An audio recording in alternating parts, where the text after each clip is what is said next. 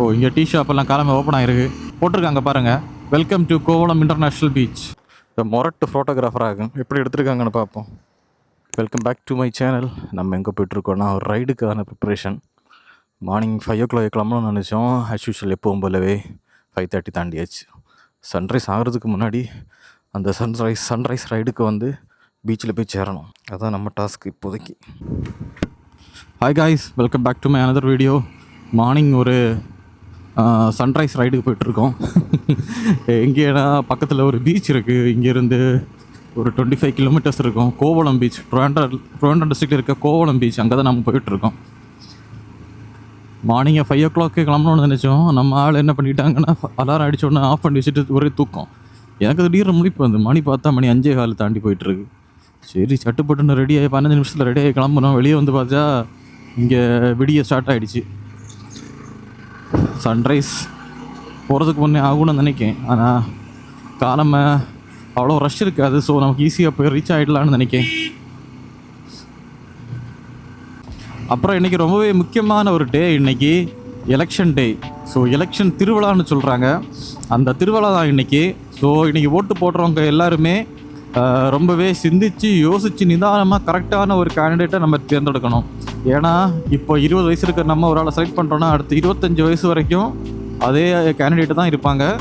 அதுக்கப்புறம் வந்து ஓட்டு போட்டு அப்புறம் 1 வருஷம் தாண்டி 6 மாதம் தாண்டி அறிய தெரியாத நம்ம இவனுக்கு போட்டுனே அப்படின்னு நம்ம யோசிக்கக்கூடாது.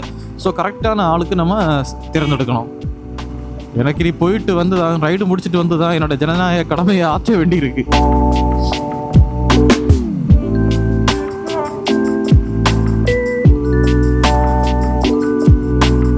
ஸோ இந்த சைடு இருக்குது பார்த்தீங்களா, என் வீட்டில் இருந்து 1 kilometer தான் இருக்குது. ஃபுல்லாக லாட்ரி கடை. ஆக்சுவலி இந்த சைடு மொத்தமே கேரளா, இந்த சைடு தமிழ்நாடு. அப்படி தான் இங்கே இந்த இடத்த வந்து ஃபார்ம் பண்ணியிருக்காங்க. ஸோ ஆனால் என்ன பண்ணுறாங்கன்னா, கேரளா என்னனால இந்த சைடு மொத்தமே லாட்ரி கடையாக இருக்குது. இவங்க ஃபுல்லாக தமிழ் பீப்புளை நம்பி தான் இந்த லாட்ரி கடையை வச்சு விட்ருக்காங்க. இல்லை பாதி பேருமே அங்கே உள்ளவங்க தான், கிழக்க உள்ளவங்க தான். எல்லாம் திருநெல்வேலி, மதுரை அந்த சைடு உள்ளவங்க தான் இங்கே ஃபுல்லாகவே வந்து கடை போட்டு வச்சுட்ருக்காங்க. ஸோ காய்ஸ், நம்ம களியக்கோடையிலேருந்து லெஃப்ட் எடுத்து வரணும். வந்ததும் திரும்ப அடுத்த ஒரு ரைட்டு. களியக்கோடையிலேருந்து ஒரு 2 kilometer தாண்டதும் ஒரு ரைட் எடுத்தால் தான் நம்ம பைபாஸில் வந்து ஏற முடியும். ஸோ நீங்கள் சென்னையிலேருந்து வாரீங்க கேரளாவுக்கு, இப்போ இந்த பைபாஸ்லேயே NH-47 வாரீங்கன்னா இதுதான் ரூட்டு. ஸோ இந்த ரூட்டை பார்த்து வச்சுக்கோங்க, சரியா? காலமே செம மிஸ்டாக இருக்குது பாருங்கள். இதே ஒரு 8 மணி தாண்டினதும் அடிக்கும் பாருங்கள், வெயில் அடித்து கொளுத்தும். ஆனால் சுத்தமாக காற்று கிடையாது. ஆனால் கொஞ்சம் பனியாக இருக்குது. ஏதோ உளர்றேண்ணா, கொஞ்சம் பனியாக இருக்குது அப்படின்னு நினச்சி நீங்கள் இப்போ கிளைமேட் வந்து பயங்கரமாக இருக்குது அப்படின்னு நீங்கள் கெஸ் பண்ணாதீங்க, சரி? அவர் 8 மணி தாண்டினதும் அடிக்கும் பாருங்கள் ஒரு வெயில், வெறித்தனமான வெயில் தாக்கும். குளிராக ஒன்றுமே கிடையாதுங்க, ரொம்ப அப்படி நார்மலாக இருக்குது. வண்டி ஓட்டுற அந்த ஒரு சின்ன காற்று தான் அடிக்குது பாருங்கள். ஒரு இலை கூட ஆடாமல் நிற்கிது. அப்போவே நீங்கள் யோசிக்கலாம் எங்களை கிளைமேட் எப்படின்னு. சுத்தமாக காற்றும் கிடையாது, ஒன்றும் கிடையாது. இதில் நம்ம போகிற வழியில் பைபாஸில் ஐயப்பன் கோயில் இருக்குங்க, பார்க்குறது சூப்பராக இருக்கும். இந்த காட்டுக்கு நடுவில் இருக்கிற மாதிரி இந்த வயல்வெளிகளுக்கு நடுவில் அந்த கோயில் இருக்குது, சூப்பராக இருக்குது பார்க்குறதுக்கு.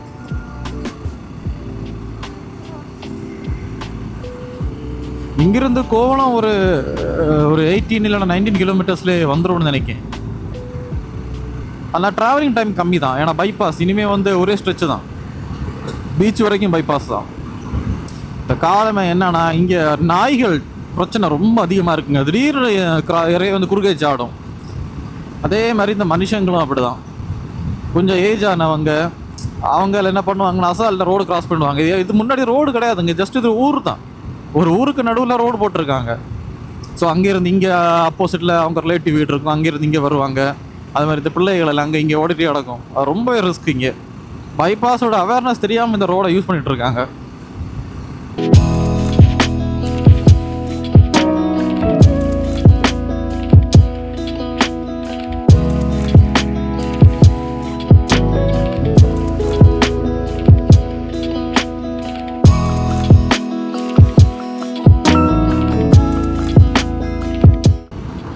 ஒரு ரைடெல்லாம் போய் 5 மாதத்துக்கு மேலே ஆகுது. லாஸ்ட்டாக விண்டர் ரைடு போனது தான். அதுக்கு மேலே எந்த ரைடுமே போனது கிடையாது. ஆனால் நம்ம ரைடிங் ட்ரூப்பில் இருக்க பசங்க எல்லாம் வந்து ஏகப்பட்ட ரைடு போயாச்சு. விக்கி ப்ரோ எல்லாம் வாரத்துக்கு ஒரு ரைடு போயிட்டுருக்காரு. ஒன் பிரகாஷும் அதே மாதிரி தான், ஒன் லைஃப் பிரகாஷும் அதே மாதிரி தான். வாரத்து ஒரு வாட்டி ரைடு தான், ஃபுல் ரைடு. லோக்கல்ஸில் அங்கேயும் அடிச்சிட்டு இருக்காங்க. ராஜா ப்ரோ வந்து இதில் கோஸ்டல் ஏரியா ரைடு போயிட்டாரு. சதர்ன் கோஸ்டல் ஏரியா மொத்தம் சுற்றி வந்துட்டாரு. சைடில் ஃபுல்லாக இந்த ரைட் சைடில் பூ எல்லாமே பூத்து குலுங்கி நிற்கிறது பார்க்குறதுக்கு ரொம்ப அழகாக இருக்குது இந்த ரைட் சைடில்.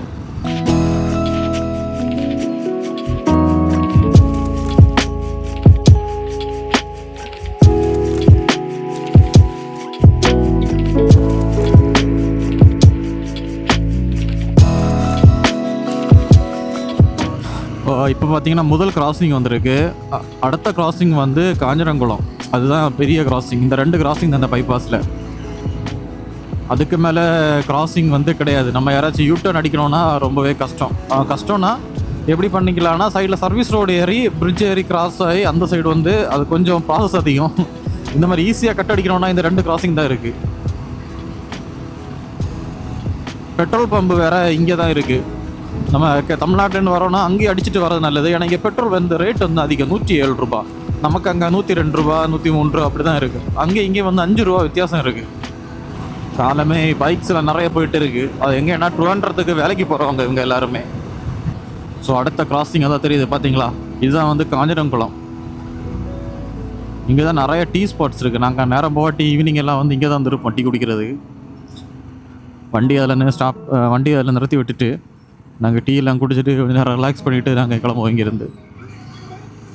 இது கொஞ்சம் ரிஸ்க். இங்கே கிராசிங் வந்து இங்கே தாறுமாறாக வண்டிகளை கொண்டு உள்ள வந்து ஏற்றிடுவாங்க. ஈவன் கவர்மெண்ட் பஸ்ஸஸ் வரைக்கும் அப்படி தான் பண்ணுவாங்க. எப்பா என்ன பெரிய ட்ரக்கு! சைடெலாம் ஏதோ ஃப்ளெக்ஸ் வச்சு கவர் பண்ண மாதிரி இருக்குங்க, அவ்வளோ பெரிய ட்ரக்காக இருக்குது. இந்த பிரிட்ஜ் வந்து மேலே வரும்போது சரியான கூலிங்காக இருக்குங்க, அது ரொம்ப நல்லா இருக்குது. ஏன்னா இவ்வளோ நேரமாக ஜஸ்ட்டு ட்ராவல் பண்ணுற அந்த காற்று தான் அடிச்சிட்டு இருந்து இந்த இடத்துக்கு மேலே வரும்போது லைட்டாக ஜில்லுன்னு இருக்குது. கீழே ஆறுன்னு நினைக்கேன்.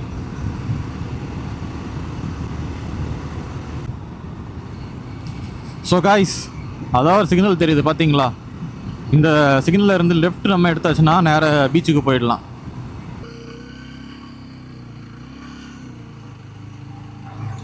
ஓ, இங்கே டீ ஷாப்பெல்லாம் காலமே ஓப்பன் ஆகிருக்கு. நம்ம லாஸ்ட் டைம் வரும்போது ஓப்பன் ஆகலை. ஸோ இங்கே போட்டிருக்காங்களா பார்த்தீங்களா? போட்டிருக்காங்க பாருங்கள், welcome to Kovalam international beach.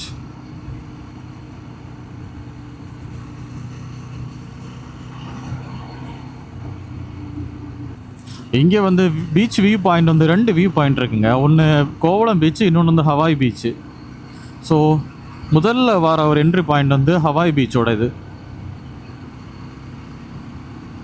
So இதை நேரம் ஒரு ஆர்ச் இருக்குது பார்த்தீங்களா, ஒரு கோயில் ஆர்ச்சு.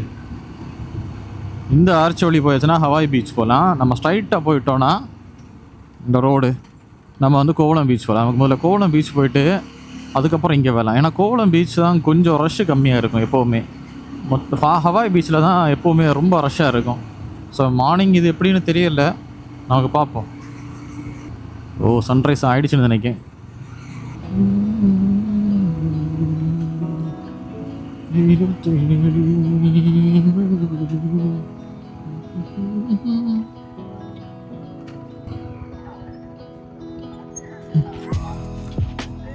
இதுதான் கோவளம் பீச்.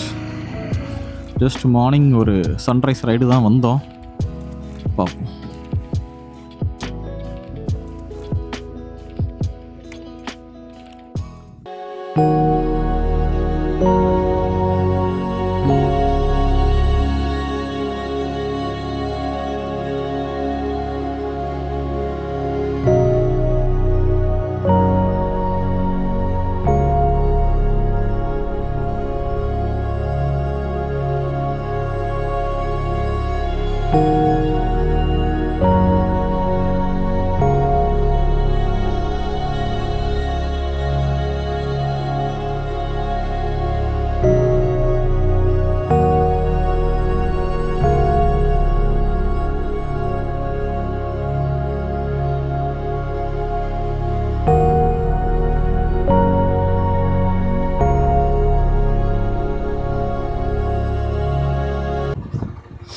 ചെറുതായിട്ട് ഒന്ന് പണിവാളി.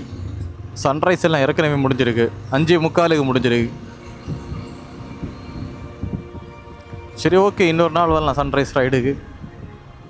நானும் இன்னும் சன்ரைஸ் ஆகிற நினச்சிட்டு இருந்தேன். சம்பவம் சன்ரைஸ் ஆகிருக்கு. பயங்கரமாக இருக்கு. நமக்கு பைக்கில் கொஞ்சம் அது வரை போயிட்டு ஒன்று ஃபோட்டோ எடுத்துகிட்டு வரலாம்.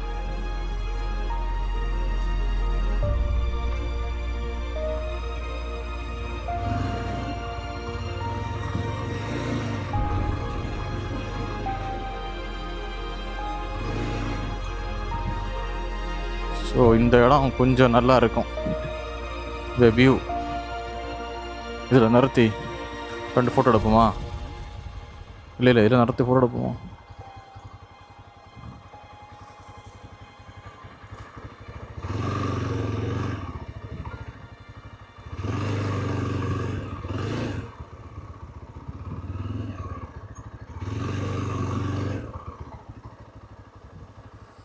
ஸோ இந்த வியூ சூப்பராக இருக்குங்க. இப்போ வந்து சம்மர் ஆனனால இந்த இடம்லாம் கொஞ்சம் நல்லா இருக்குது பார்க்குறதுக்கு. இது கொஞ்சம் மன்சூன் ஸ்டார்ட் ஆகிடுச்சுன்னா தண்ணி அலை வந்து பயங்கரமாக இருக்குது. இங்கே வர வரும்.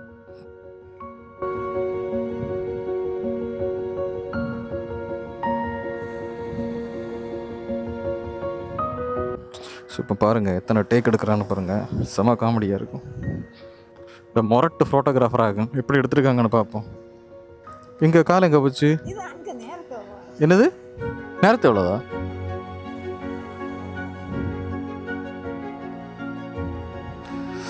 ஓகே காய்ஸ், இங்கே கொஞ்சம் நேரம் ஸ்பெண்ட் பண்ணோம். நல்லா இருந்தது. மார்னிங்கே வந்தால் நல்லா ரஷ் கிடையாது. இது ஒரு 10 மணி தாண்டி ஆச்சுனாலே கூட்டம் வர ஸ்டார்ட் ஆகிடும். அப்புறம் நல்லாவே இருக்காது. ஈவினிங் டைமில் இந்த சைடு வரவே முடியாது. கொஞ்சம் ஃபோட்டோஸும் வீடியோஸ்லாம் எடுத்துகிட்டு அடுத்த சைடுக்கு போயிட்டுருக்கோம். அதில் கொஞ்சம் ஆக்ரோஷமாக இருக்குது இப்போது. ஸோ இங்கே ஒரு முஸ்லீம் பள்ளி இருக்கும் இந்த பீச்சோட சேர்ந்து. அதான் இங்கே ஒரு சின்ன ஸ்பெஷல். ஸோ மார்னிங் எக்ஸசைஸ் எல்லாம் பண்ணிகிட்டு இருக்காங்க. நம்ம வர வழியில் நிறைய இடத்துல பார்க்க முடிஞ்சது மார்னிங் ஜாகிங்ஸ் எக்ஸசைசஸ்.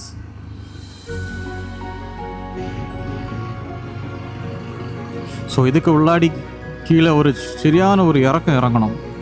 இறங்கும்போது தான் அந்த பீச் இருக்குது. இங்கேருந்து பார்க்கறதுக்கு கிளிஃப் வியூ மாதிரி இருக்கும். பார்த்தீங்களா? கீழே இறங்கணும்.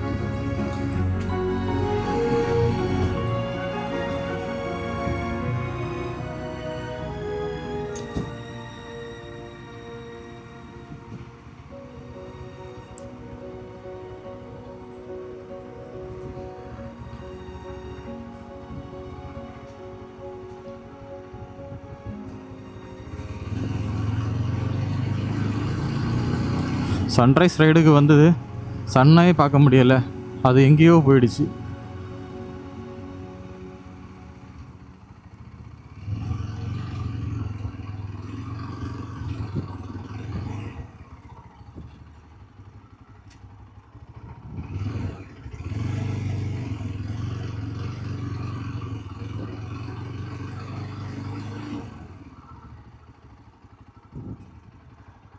ஓகே, இங்கே பார்க் பண்ணணும். இங்கே பேமெண்ட் இருக்குது.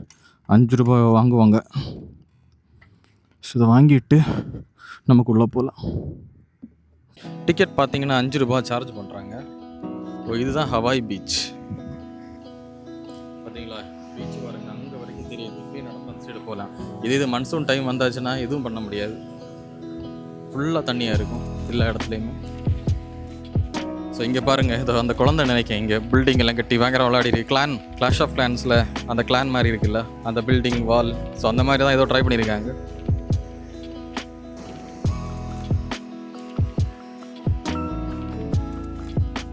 சன்ரைஸ் ரைடுக்கு வந்தாச்சுன்னா சன்னை மேலே தான் பார்க்க முடியுது. ரைஸ் ஆனதை பார்க்கவே முடியல. ஸோ அங்கே தெரியுது பார்த்தீங்களா ஒரு லைட் ஹவுஸு. அந்த லைட் ஹவுஸுக்கு வந்து டைமிங் இருக்குது. 10 இல்லைன்னா 11 நினைக்கிறேன். ஒரு ஈவினிங் 4-5 வரை அலோவ் பண்ணுவாங்க. அதில் ஒரு நாள் ஹாலிடே இருக்குது. இந்த ஹாலிடே நாள் பார்த்து வராதுங்க. வேலையோட பார்த்து அந்த வியூ சூப்பராக இருக்கும் பார்க்குறதுக்கு. ஸோ அங்கே பார்த்தீங்களா விழிஞ்ச ஹார்பருக்கு போகிறதுக்கு போட்ஸ் நிற்கிது, நிறுத்தி விட்டுருக்காங்க. நிறைய போட் நிற்க சம்மரைனா அது நிறைய போட்ஸ் நிற்கிது. ஒரு கோல்டன் ஹவர் ஒரு லைட்ஸ் வந்து அப்படியே அடிக்குது. பார்த்து உங்களுக்கு தெரியும். பேக் சைடு என்னுடைய லெஃப்ட் சைடில் தான் சன் இருக்குது. இந்த அளவுக்கு தெரியும்னு தெரியல, ஏன்னா ஃப்ரண்ட் ப்ரிவ்யூ வந்து ஆஃப் ஆகிருக்கு. 60 fps போட்டனால ஃப்ரண்ட் டிஸ்பிளே வந்து சப்போர்ட் ஆகுது அப்படின்னு காமிச்சிட்டு இருக்கு. Single screen preview only. Okay, பிரச்சனை கிடையாது. நமக்கு கொஞ்சம் தூரம் இப்படி வாக்கிங் போயிட்டு வருவோம்.